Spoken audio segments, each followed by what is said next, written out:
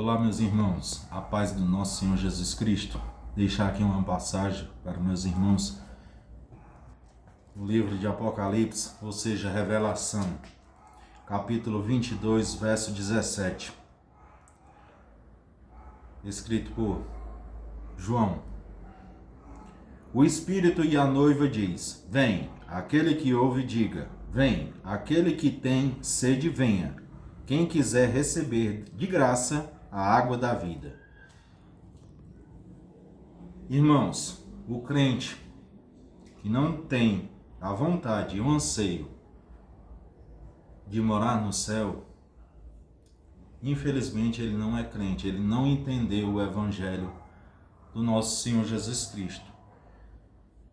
Este último apelo evangelístico, ou seja, a palavra que é ministrada pela igreja, pelos pregadores, pelos pastores, pelos evangelistas, pelas pessoas que têm essa incumbência de levar as boas novas, o evangelho de Cristo Jesus para todos, tem que ter em mente isso, que nossa morada não é aqui neste mundo, nessa terra. Nós estamos aqui somente de passagem e com uma missão: ide por todo mundo pregar o evangelho a toda criatura. Louvado seja Deus. A Bíblia também vos relata: tudo que tem fôlego, louve ao Senhor. Se você se calar, meu irmão, até as pedras clamarão. A nossa bênção, a minha bênção, a sua bênção, não é somente bens materiais. Eu não sou contra a teologia da prosperidade. Não sou. Mas também o cristão que vive pensando somente nas coisas terrenas, nas coisas supérfluas, nas coisas passageiras, ele não conhece também um evangelho genuíno, o evangelho, a palavra cristocêntrica, a palavra rema, porque passarão os céus e a terra, mas a palavra de Deus não passa, meus irmãos. Não estou querendo, com essa minha mensagem aqui, dizer para você que você venha ser uma pessoa irresponsável, que não venha estudar, que não venha trabalhar, que não venha se casar. Não é isso. Mas não devemos ser voltados somente para as coisas terrenas. Temos que ser espirituais. Temos que buscar Cristo em espírito e em verdade. E saber que existe, após essa nossa vida aqui, existe um lugar a qual nós devemos ir. Existem dois lugares. Dependendo de nossas obras, nós vamos ser julgados. Hoje em dia, meus amados irmãos, não se escuta mais a pregação, a mensagem da cruz. É muito difícil o pregador pregar o arrebatamento, a vinda de Cristo, a remissão dos pecados. Fica um alerta para os pregadores. Devemos sim pregar a vinda de Cristo, porque está na Bíblia, está nas Sagradas Escrituras. Bem sabemos, meus amados irmãos, que os dias são maus. Evangelho de Jesus Cristo, segundo escreveram São Mateus, capítulo 24, o princípio das dores, meus amados irmãos. Tudo que está acontecendo na atualidade está descrito nas Sagradas Escrituras. Então devemos buscar não somente as coisas terrenas, porque isso é passageiro. Tudo é passageiro, meus nobres irmãos. Devemos ter a visão de águia. Devemos buscar a Cristo não somente com interesses. Não devemos ser voltados para Cristo com seus interesses mesquinhos. Não, meus amados irmãos. Busque a Deus em espírito e em verdade. Adore a Deus em espírito e em verdade. Deus prospera sim. Deus lhe dá saúde, dá sim. Deus lhe dá o fôlego de vida, dá também. Tudo é permissão de Deus. A Bíblia vos diz: ser fiel no pouco e no muito eu te colocarei. Sim, mas não devemos se voltar somente para isso, meus nobres irmãos. Jesus vem sim arrebatar a sua igreja, ele vem buscar a sua noiva. A Bíblia vos relata que o mundo jaz no maligno. Nós vamos ficar fazendo o que aqui nesta terra? Temos a missão de pregar o evangelho. Seja grato a Deus, meus amados irmãos, por você morar num país que existe uma perseguição contra o povo de Deus. Mas tem irmãos nossos, meus nobres irmãos, No Irã, por exemplo, não tem culto a Jesus Cristo. Em alguns locais da China, é proibido pregar Cristo. No Iraque. Aqui no nosso país, meus nobres irmãos, somos 70 milhões de evangélicos no nosso país. E no livro de Salmos relata: feliz é a nação cujo Deus é o Senhor. Agradeça por você ter acesso às Sagradas Escrituras. Agradeça por ter igrejas abertas. Quantos irmãos nossos estão perecendo, estão morrendo? Você viu, acho que alguns devem ter visto no Vietnã, o que aconteceu com a mulher que entregou sua vida a Jesus. Mataram todos os filhos dela e ela foi expulsa da aldeia dela, onde ela residia. Na Coreia do Norte também é proibido falar de Jesus Cristo. Então agradeça a Deus, viu? Pela palavra a qual você tem acesso. Você pode comprar ela no cartão, financiado. É caro, não é um acesso, você não tem uma... É caro o livro aqui no Brasil. Mas você fazendo um esforço, você garante, você pode garantir. Tem igrejas abertas, você pode cultuar a Deus, você pode fazer um culto na sua casa, você pode buscar a Deus. Veja esses nossos irmãos que estão perecendo nesses outros países, sofrendo, morrendo pelo Evangelho de Cristo. Então agradeça a Deus, viu?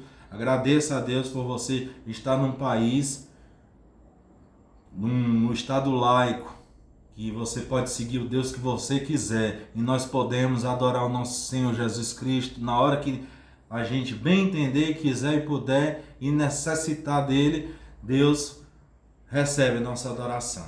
Voltando para o contexto, meus amados irmãos, a carta aos Efésios, segundo escrever o apóstolo Paulo, um grande bandeirante da igreja primitiva, capítulo 5, versículo 27, para que se apresentar a si mesmo a igreja gloriosa, sem mácula, ruga, nem coisa semelhante, porém santa e sem defeito.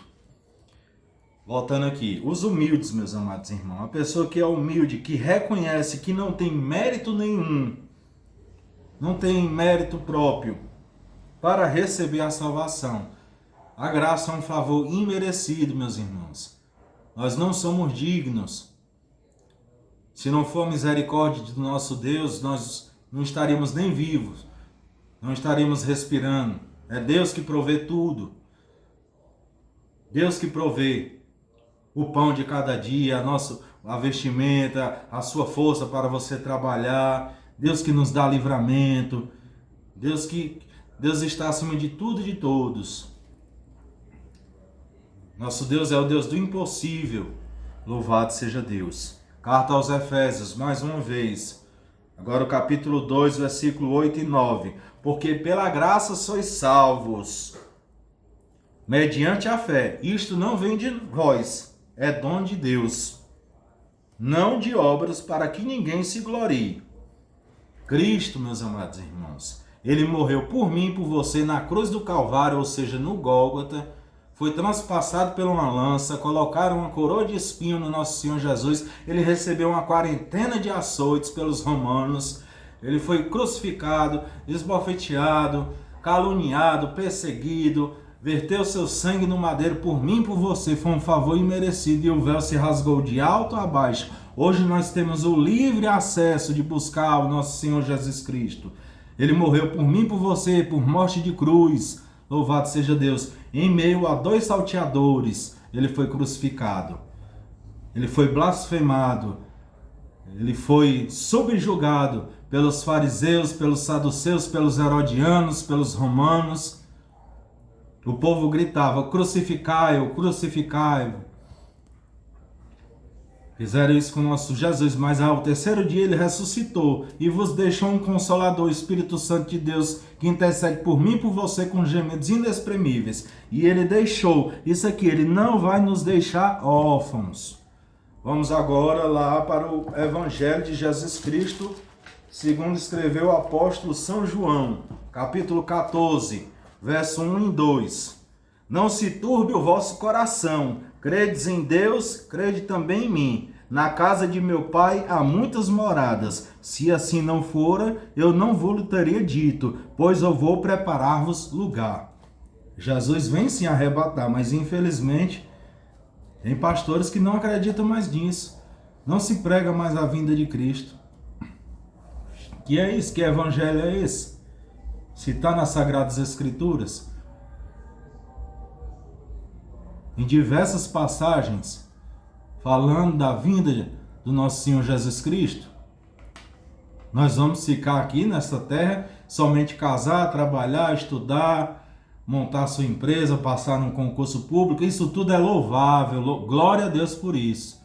A Bíblia vos diz, esforça-te que eu te ajudarei. Devemos sim fazer tudo isso, devemos congregar, devemos se divertir com a nossa família, com nossos parentes. Mas não se resume a só isso não, meus amados irmãos. E o Evangelho de Cristo vai além disso, ele é superior a isso. A Bíblia vos relata também que tudo é vaidade, meus nobres irmãos. Tudo é vaidade. Que adianta ganhar o mundo inteiro e perder a sua salvação? Quantas pessoas aí, cultas, bem estudadas, doutores, formados, estão perecendo no alcoolismo, no uso de drogas, de entorpecentes. Por quê? Porque não conhece a verdade, menospreza a palavra de Deus. Eu não sou um pregador eloquente, não tenho retórica, não tenho eloquência, mas eu prego aqui na simplicidade, eu prego a palavra de Deus. Prego a palavra de Deus, a tempo e a fora de tempo. E eu gosto de Bíblia, muita Bíblia, viu? E esses dias eu estou comprando mais outra Bíblia, para a honra e a glória do Senhor Jesus Cristo. Nós temos que ter a plena convicção de que Jesus vem, sim, buscar a sua noiva.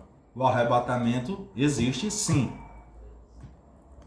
Nós que somos crentes, meus amados irmãos, devemos ter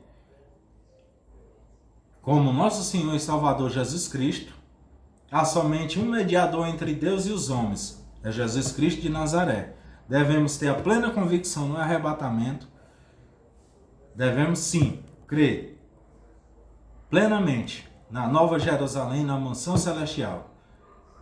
Devemos buscar entrar na obediência, buscar a Deus em obediência, nos seus estatutos, nos seus mandamentos, nas suas ordenanças, nos seus decretos e nos seus preceitos, para que assim possamos alcançar a nossa morada eterna. Louvado seja Deus. Que possamos sempre crer. Ora vem Senhor Jesus. Maranata, ora vem Senhor Jesus. Breve Jesus virá arrebatar a sua igreja. A igreja somos nós, corpo de Cristo. E nós não vamos ficar aqui, meus nobres irmãos. Nós vamos ser arrebatados. Nós vamos morar na Nova Jerusalém. Creia, meus amados irmãos. As portas do inferno não vão prevalecer contra a igreja do Senhor. E a igreja somos nós. Medite na palavra, estude a palavra, creia na palavra.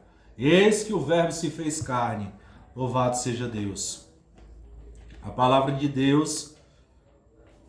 Vamos aqui para Amós.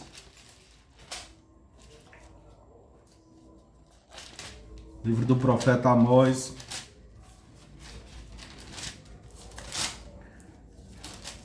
Olha o que fala no capítulo 8, versículo 11. Eis que vem dias, diz o Senhor Deus, em que enviarei fome sobre a terra, não de pão, nem sede de água, mas de ouvir a palavra do Senhor. O povo está sedento da palavra de Deus, o povo está sedento das Sagradas Escrituras.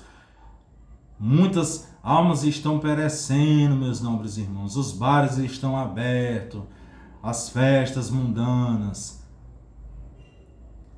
As pessoas estão tendo acesso às bebidas alcoólicas, às drogas, aos entorpecentes, sendo enganadas por Satanás, vivendo uma vida medíocre, vivendo nos prazeres imediatos, desagradando ao nosso Senhor Jesus Cristo, corrompendo o corpo,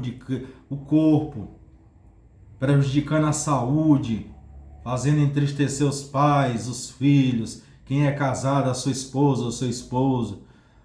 Devemos buscar o Senhor, meus nobres irmãos, fugir da aparência do mal. Na carta de Pedro vos fala, o diabo está ao derredor, bramando como um leão, procurando a quem possa tragar. Devemos ter cuidado. Você sabe qual é o maior psicólogo do mundo? É Satanás, viu? Ele estuda bem direitinho. Devemos ser prudentes. Resistir ao diabo e ele fugirá de vós. Sabe quem é que conhece também as Sagradas Escrituras? Satanás ele conhece. Como foi que ele foi tentar Jesus Cristo no deserto? Vamos lá para Mateus, Evangelho de Jesus Cristo segundo São Mateus, capítulo 4. Capítulo 4. A tentação de Jesus. Versículo 3. Então o tentador, aproximando-se, lhe disse: Se és filho de Deus, manda que estas pedras se transformem em pães. Versículo 4, olha o que foi que Jesus falou para Satanás. Jesus, porém, respondeu: Está escrito, não só de pão viverá o homem, mas de toda a palavra que procede da boca de Deus. Então o diabo o levou à cidade santa, colocou-o sobre o pináculo do templo e lhe disse: Se és filho de Deus, atira-te debaixo, porque está escrito: aos seus anjos ordenará a teu respeito que te guarde, e ele te sustentará nas suas mãos, para que não tropece em alguma pedra. Versículo 7, olha o que Jesus respondeu. Respondeu-lhe Jesus: também está escrito: não tentarás o Senhor teu Deus. Olha como foi que Satanás veio quando Jesus estava 40 dias e 40 noites no jejum. Viu? Ele usou a palavra, só que ele usava fora de contexto. Mas Jesus dizia para ele: está escrito, está escrito, está escrito. Então, medite na palavra, estude a palavra. Aqui é que está a verdade, viu? Quando você é conhecedor das Sagradas Escrituras, você não se deixa ser levado por qualquer vento de doutrina. Meus nobres irmãos, eu já fui membro de Narcóticos Anônimos. Eu conheço da TRE, Terapia Racional Emotiva. Eu estudei muito sobre isso, mas eu encontrei algo melhor para mim, as Sagradas Escrituras. Glória a Deus, aleluia por isso. E eu se deleito na palavra. Sou cheio de falhas, tenho defeitos sim, tenho e muitos. A Bíblia vos diz: não existe um justo sequer aqui na face da terra. Todos nós pecamos e fomos destituídos da glória de Deus. Mas graças a Deus, é isso aqui que tem me sustentado, e tem me dado livramento pela vida promíscua que eu levava, meus nobres irmãos. Se não for Jesus Cristo de Nazaré, nada nem ninguém poderia fazer nada por mim. Nada. Nada. Mas Jesus vem, ó. No impossível ele trabalha. No impossível ele pega aquilo que não é desprezível aos olhos da sociedade e faz ele um pregador do Evangelho. Ele faz assim. Vamos aqui, ó. Evangelho de Jesus Cristo segundo escrevera Dr. São Lucas. Lucas era um médico grego. Ele era também historiador e evangelista. Ele também escreveu o livro de Atos dos Apóstolos. Capítulo 1, verso 37. É Bíblia pura sem mistura, meu nobre irmão. Porque para Deus não haverá impossível em todas suas promessas. Algumas traduções dizem: porque para Deus nada é impossível. Crê somente e tu verás a glória de Deus, porque agindo Deus, quem o impedirá? Se Deus é por nós, quem será contra nós? Nosso Deus é o mesmo Deus de ontem e hoje para todo sempre. Ele é o Deus onisciente, onipotente e onipresente. Ele sabe todas as coisas, ele pode todas as coisas, ele está em todo lugar. Creia, meus amados irmãos, creia. Carta aos Hebreus, no capítulo 11, fala da natureza da fé. Devemos ter fé, meus nobres irmãos, devemos ter fé. A fé é um dom. Vamos aqui para a carta aos Hebreus. Carta aos Hebreus, capítulo 11. A epígrafe do texto, a natureza da fé. Vou ler somente 3 versículos. Ora, a fé é a certeza das coisas que se esperam e a convicção de fatos que não se veem. Pois pela fé os antigos obtiveram bom testemunho. Pela fé entendemos que foi um universo formado pela palavra de Deus, de maneira que o visível veio a existir das coisas que não aparecem. O Evangelho, a mensagem da cruz, é loucura para aqueles que perecem, meus nobres irmãos. Se você não tiver a simplicidade para se deleitar nas Sagradas Escrituras, a Bíblia nos diz que nós somos a escória desse mundo. Nós somos chamados de loucos porque acreditamos na palavra de Deus e em Jesus Cristo de Nazaré. Mas a loucura é que nos dá o renovo dia após dia, meus nobres irmãos.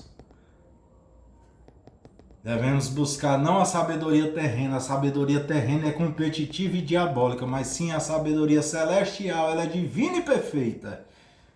Repito, eu não quero que você seja um ignorante, que não procure conhecimento, não procure ser um bom profissional, procurar um curso superior, um curso técnico. Não é isso que eu estou falando, não. Mas não confie só na força do seu braço, não no seu entendimento, não, porque você lá na frente vai perecer.